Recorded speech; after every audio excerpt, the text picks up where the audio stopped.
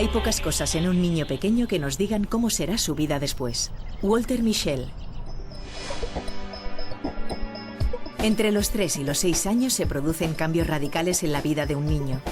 A esa edad empieza a tener sentido para él el futuro y aprende a controlar en una cierta medida sus impulsos, aunque no todos los niños tienen la misma destreza en el autocontrol.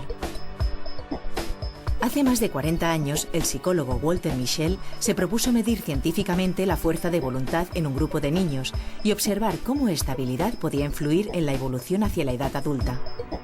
Eduardo Punset visitó a Mischel en su despacho de la Universidad de Columbia, donde discutieron de la importancia de esos primeros años en la felicidad futura.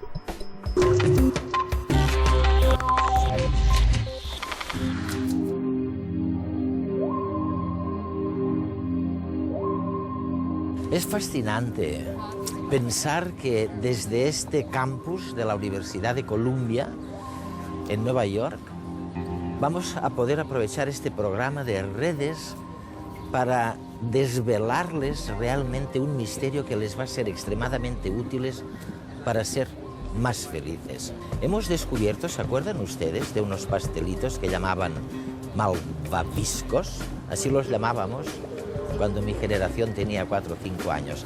Y ahora creo que mis nietas lo llaman nubes o algo parecido. Bueno, pues cuando se intenta analizar el control que ejercen estos niños de 4, 5 o 6 años para no comer demasiados malvaviscos, o cuando simplemente analizamos cómo se dejan llevar por los impulsos del atractivo de la glucosa, resulta que estamos viendo cómo se van a comportar en el mundo académico y en el trabajo cuando son mayores. Bueno, es un misterio fascinante, se acaba de descubrir, aunque se lleva trabajando en ello desde hace 40 años.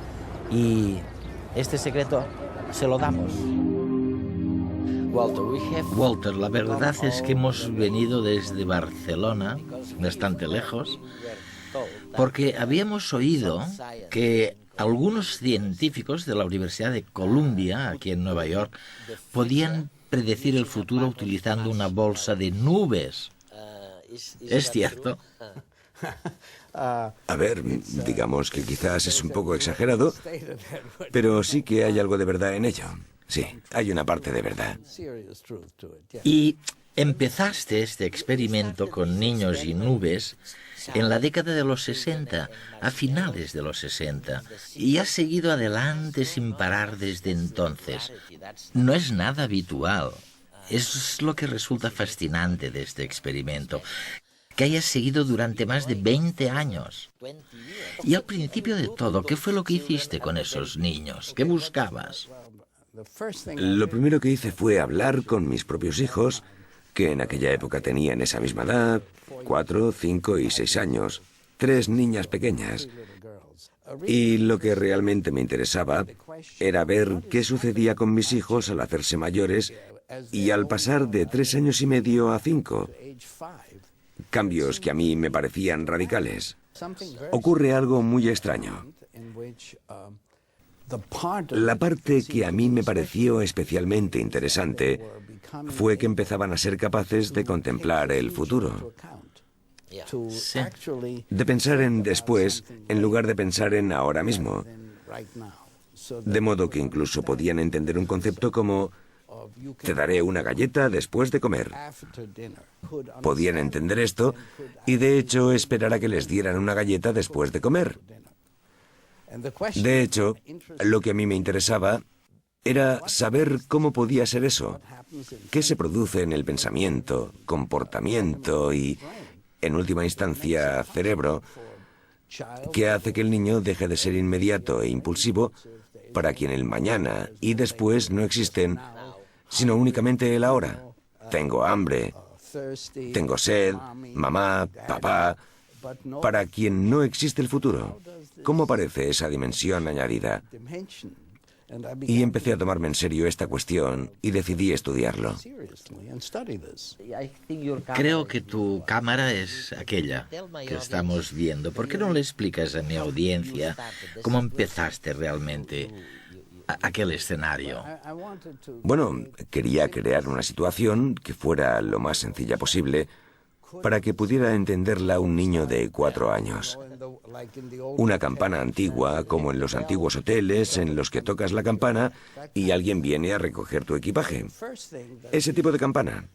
Lo primero que hicimos entonces con los niños del parvulario en la Universidad de Stanford, donde yo daba clases, fue ver si con solo 4 años podían entender que simplemente toca la campana, yo saldré de la habitación, pero en cuanto vuelvas a tocar la campana, volveré a entrar. Después el niño tiene la posibilidad de jugar con un montón de cosas, de mirarlas. Hay juguetes, caramelitos, galletas, nubes u otros dulces. Y ellos cogen lo que más les gusta. Y pueden elegir. Por ejemplo, puedes quedarte con las 2 galletas que has escogido si esperas a que yo vuelva. Pero si quieres, puedes tocar la campana. Entonces vendré y te daré esta otra galleta. Y no las otras. Y no las otras 2 que había elegido. Así que el niño entiende que puede quedarse con las 2 galletas, las 2 nubes, los 2 dulces si espera a que el señor o señora vuelvan. Pero siempre que quiera, solo tiene que tocar la campana. Entonces los señores volverán y le darán una galleta enseguida. Esto lo entienden con 4 años. No lo entienden con 3 años y medio. Lo entienden con 4, 4 y medio. Es fácil.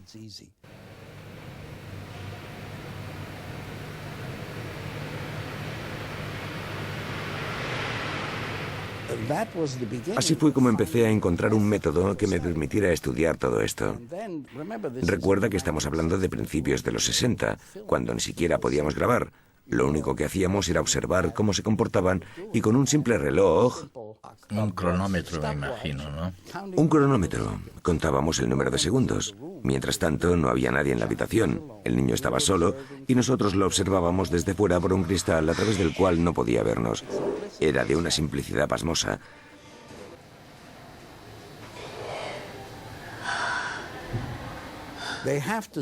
Además, en el experimento tienen que permanecer sentados en la sillita, es decir, no pueden levantarse.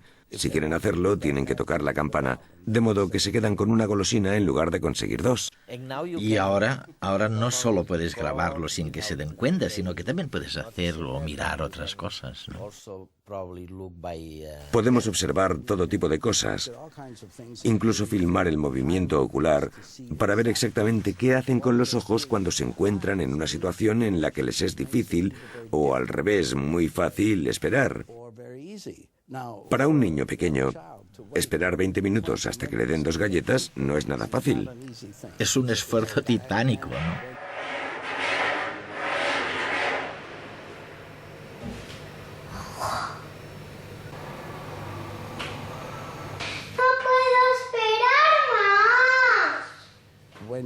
Al ver cómo se comportan, podemos ver que están atormentados y saben que es una angustia que ellos mismos pueden parar en cualquier momento, simplemente tocando la campana.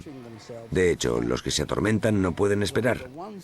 En cambio, los que descubren maneras de convertir esa angustia en algo llevadero son los que sí pueden esperar. ¿Qué hacen realmente? O sea, ¿qué es lo que has descubierto? ¿Cuáles son los mecanismos por los que un niño impulsivo puede olvidarse de sus impulsos? Bueno, los que son capaces de hacer esto con 4 años, por ejemplo, hacen cosas como jugar con los dedos de los pies, cantar canciones, se dan la vuelta para no verlo. Para no verlo, ¿no? Miran hacia el otro lado. Hablan consigo mismos.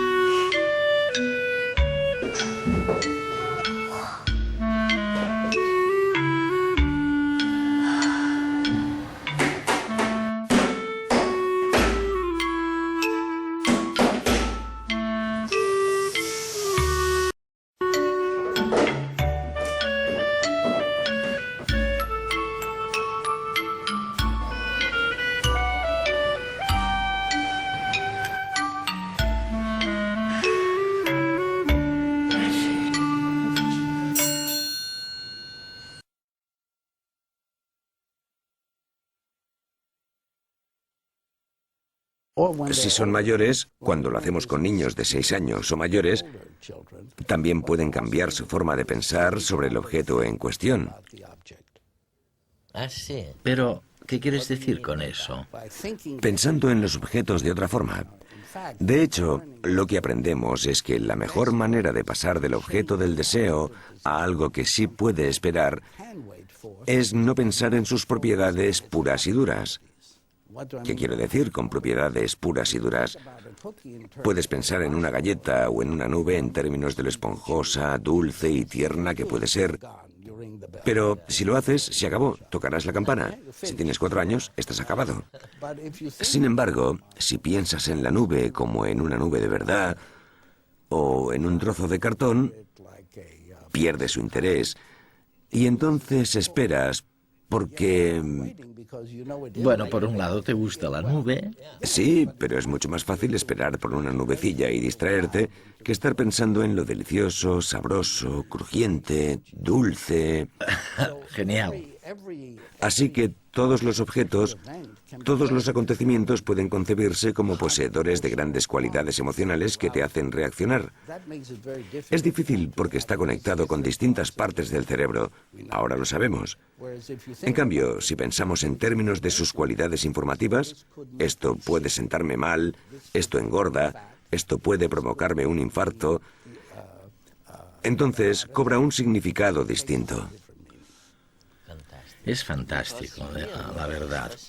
Porque lo que realmente es fascinante, lo que tú comprobaste, es que en función de cómo reaccionen, de lo que suceda en su cerebro, cuando tienen esos impulsos entre los 3 y los 6 años, dependiendo de ello exclusivamente tendrán un comportamiento u otro cuando sean adultos. O podrían tenerlo. Bueno, lo has simplificado un poquito. El caso es que seguramente existe un vínculo claro, sólido, evolutivo y duradero entre lo que hacen en esa situación y su comportamiento en el futuro. Pero para mí el reto fue cómo se puede encontrar un método científico que permita estudiar la fuerza de voluntad. ¿Qué es lo que mueve a la persona interiormente? ¿Y qué sucede en la cabeza de una persona para que sea capaz de resistirse a la tentación, de resistirse a fumarse un cigarrillo, a comerse una galleta o un trozo de pastel? He podido inspirar junto con otros profesionales lo que ha sido el estudio académico más completo sobre, lo llamamos las dimensiones de la felicidad. En palabras más llaneras, saber qué nos pasa por dentro, y lo sabemos por primera vez gracias a este estudio. Las personas que se declaran más felices suelen tener pareja, vivir en familia y no pasar apuros económicos.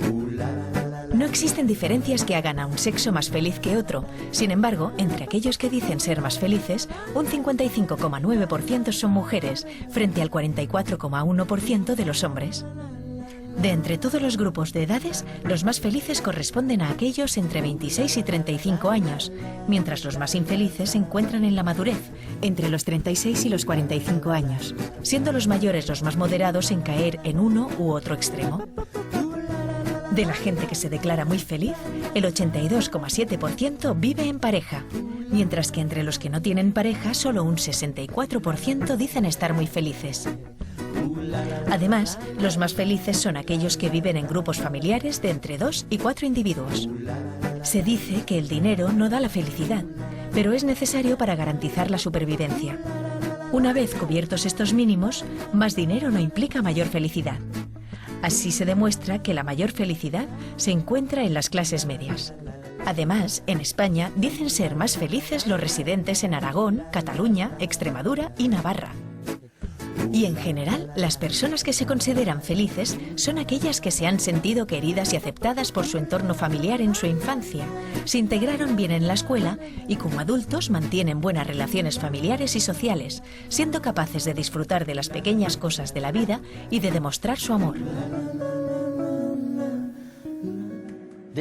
Hay algo más que se desprende de tus estudios también, y por favor corrígeme si me equivoco, pero sospecho que lo que estás diciendo es que cuando te concentras en controlar un impulso interno, por ejemplo, no comerte la nube o lo que sea, gastas muchísima energía y eso la gente lo olvida.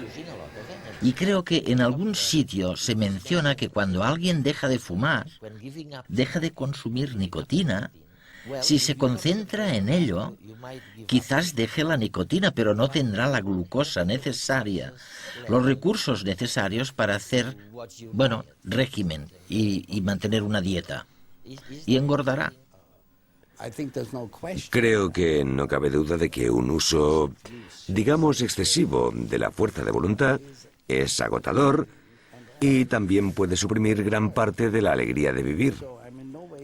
Por eso no sugiero en absoluto que los niños, los adultos o quien quiera que sea utilice la fuerza de voluntad constantemente, porque tendrán una vida muy gris.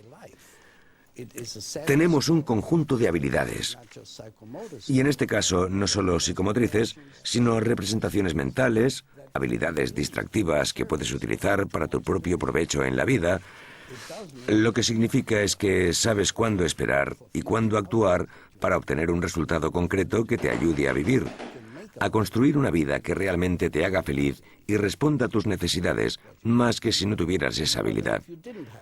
Lo que quiero decir es que es una destreza que quizás podamos enseñar, y una de las cosas que estamos haciendo ahora con los niños pequeños en la escuela es ver si podemos enseñársela. Puede ser quizá una caja de herramientas mental que los seres humanos puedan utilizar cuando quieran y necesiten. Creo que la franja de edad en la que es posible intentar marcar la diferencia es entre 4 y 8 años, sobre todo entre 4 y 6. Tomo nota, entre 4 y 6. Hemos llevado a cabo experimentos que muestran muy claramente que si induces a un niño antes de tiempo, antes de salir de la habitación, si le digo, Eduard, si quieres, cuando quieras, puedes pensar en la nube como si se tratara de una nube de verdad o de un trozo de cartón. O incluso, mientras espera las golosinas, puedes hacerle creer que no existen. Sencillamente en tu cabeza puedes ponerles un marco, hacerle creer que no son más que una imagen. ¿Será más fácil? Y lo que los experimentos han puesto de manifiesto es que se puede cambiar un niño muy impulsivo, que normalmente tocaría la campana en 20 segundos, y que en cambio ahora puede esperar hasta 15 minutos si se le ha inducido a mentalizarse y pensar que se trata solo de una imagen. Realmente, con el aprendizaje social y emocional, por llamarlo de alguna manera, se puede cambiar el comportamiento de la gente. Efectivamente. También se puede formular en otros términos. Por ejemplo, si yo digo antes de salir de la habitación a un niño de 4 años, Eduard, si quieres, mientras esperas por las golosinas, puedes pensar en lo deliciosas y esponjosas que son, entonces, ¡zas!, campana a la vista. Entonces, simplificando, es muy difícil ser feliz para alguien que ha sido incapaz de controlar sus impulsos. Siempre estará buscando, ¿no? Buscando lo que... Bueno, creo que es cierto para alguien que no pueda controlar sus impulsos jamás, pero creo que también es cierto para alguien que nunca tiene el placer de la inmediatez, pues su vida también será aburrida. Nos pasamos la vida buscando la felicidad, aquello que nos da alegría de vivir y sentido a la vida. Sin embargo, se nos escapa de entre los dedos tanto ella como su definición, porque dependiendo de cómo la definamos o en dónde fijemos nuestro objetivo, puede ser algo efímero o comprender el sentimiento de la totalidad de nuestra vida. Seligman, el padre de la psicología positiva, señaló que la felicidad consta de 3 componentes. Por un lado estaría la búsqueda del placer, esencial pero efímero, predominante en la sociedad actual, y por otro, el desarrollo de nuestra capacidad interior para sobrellevar los momentos difíciles y adaptarnos a ellos, así como la de ponernos al servicio de algo que nos trascienda, algo que sea más importante que nosotros mismos. Todo ello nos puede otorgar la sensación de bienestar, plenitud y satisfacción en nuestra vida.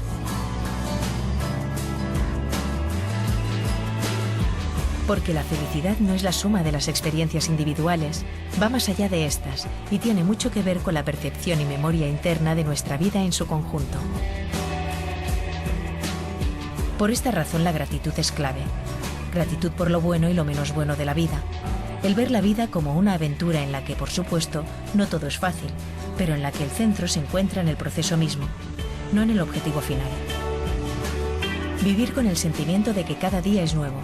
Disfrutar del camino y sacudirse el polvo después de cada caída, porque, como Diener demostró, pasado cierto tiempo de cualquier tragedia, se suelen recuperar los niveles normales de felicidad de cada persona, siendo lo que más nos cuesta superar la pérdida de un ser querido y la del puesto de trabajo. Experimentar dolor en la vida da hondura al ser. Quedarse apegado al dolor es un sinsentido. En definitiva, cada uno es responsable de ver la botella medio vacía o medio llena de la belleza de la vida. Sentirse feliz es importante porque genera mejores resultados. Y es que, en realidad, solo nosotros podemos hacer de nuestra vida un viaje de celebración.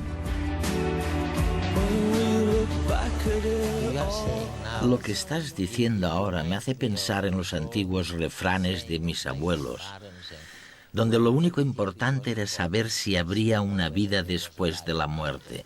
Todo giraba en torno a la brevedad de la vida, las dificultades y las penurias.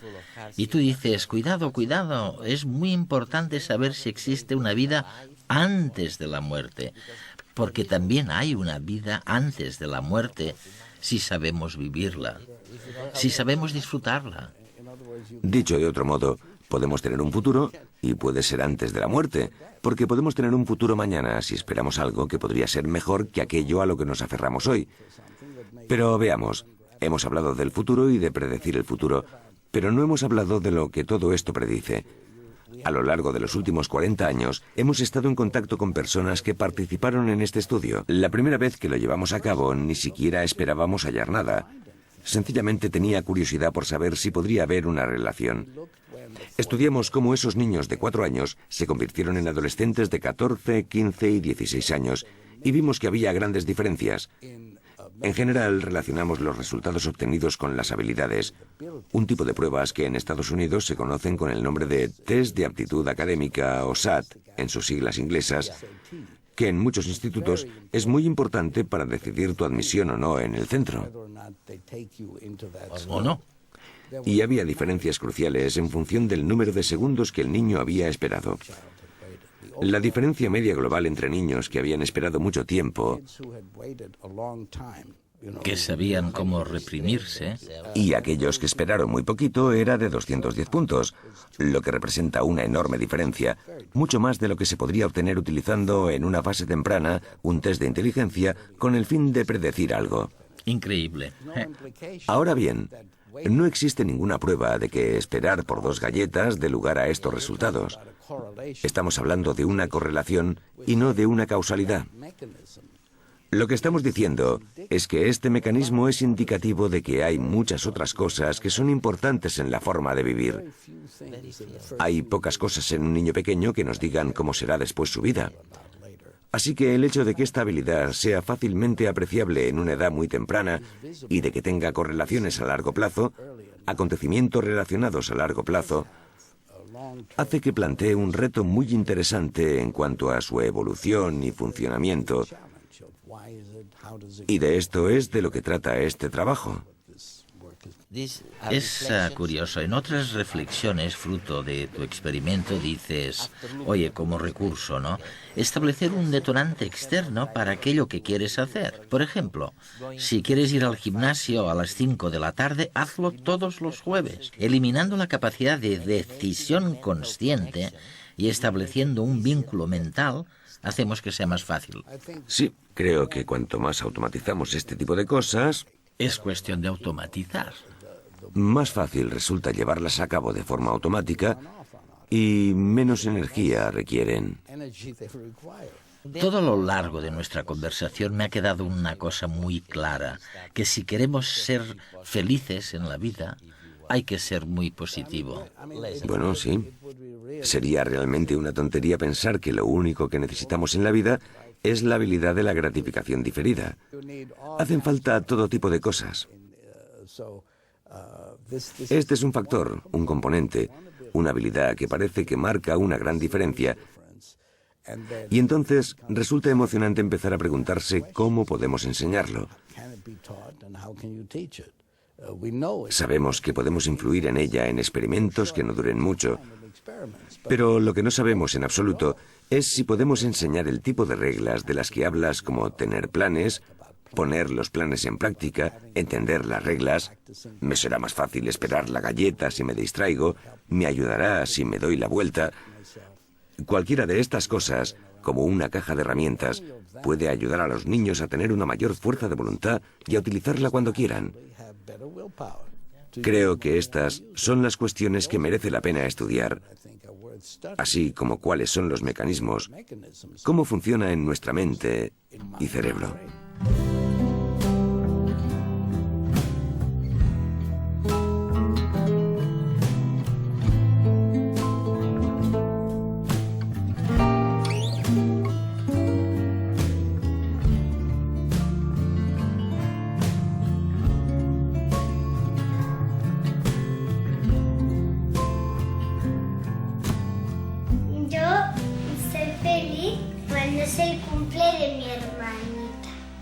No tengo recuerdos de momentos felices en mi vida individuales, ¿eh? Yo solo. Siempre son con personas. Evidentemente, desde que tengo estas dos criaturas, hay un montón de momentos relacionados con ellas, ¿no? Y ya me proyecto hacia el futuro pensando en ellas también. Suena un poco dramático, pero yo sé que son tiempos un poco complicados, ¿no? Y si eres un poco consciente de lo que está pasando en nuestro mundo, claro, deseas que tus hijos no... Yo deseo para mi hija, lo primero, la salud, y después que encuentre un mundo lo menos convulso posible. Hola. Hola. Eres un campeón, ¿eh? Sí. ¿Has aguantado ahí? Sí. Sí, muy bien. Te has ganado otra más. ¿Eh? Ahora te las puedes comer eso.